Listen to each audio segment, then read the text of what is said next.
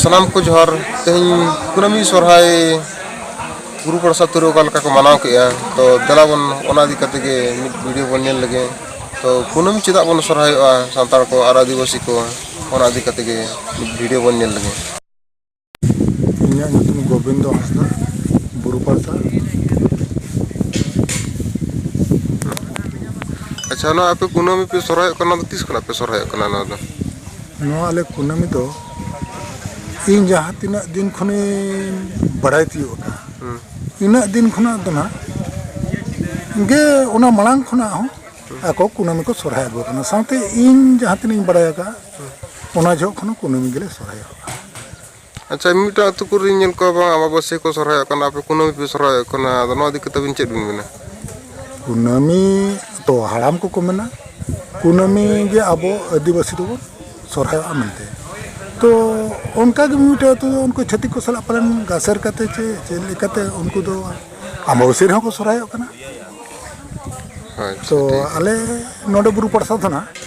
कुनमी जनाले सोराय हराम को ठन खन ले बड़ा गु का आले ना कुनमी जे निका तेन दना गोट पे बंगा के तेन दो गोट ले बंगा के और गप्पा दना गप्पा ले दका मियांग ले आला को अच्छा ठीक है अरे अंदर है दना जाजले तपे जाजले अच्छा ठीक है गंके अड़ी अड़ी साराव मा तेन दामन कथा बिन लई के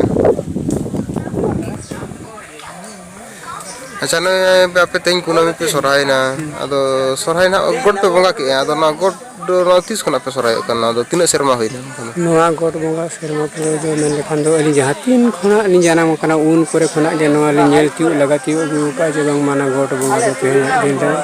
बुआ कुनमी रे बुआ अच्छा अच्छा मिटा तु माने ना वो सोराय कना को अमाबस्या रे अदो ना दि कता बिन चेद उनको संदेश बिन मा को तेहे मिटी अके अमाबस्या को सोराय का नोआ दो मेन लेकाते अली बुझौती गाना का उनको दो मिटी घानते इन छति को घानते कहते को सलो बोलो कांते उनको ना उहेर बुचे सको नितो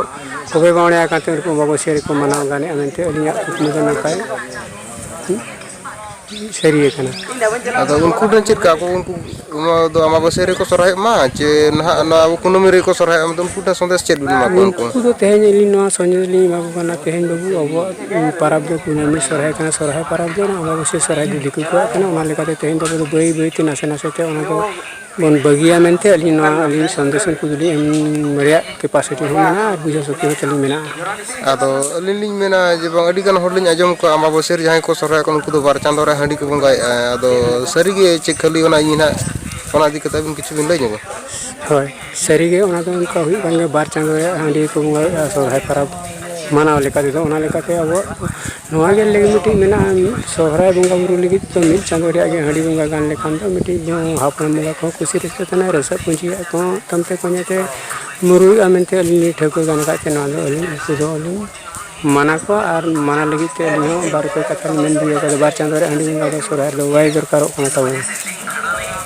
ठीक है।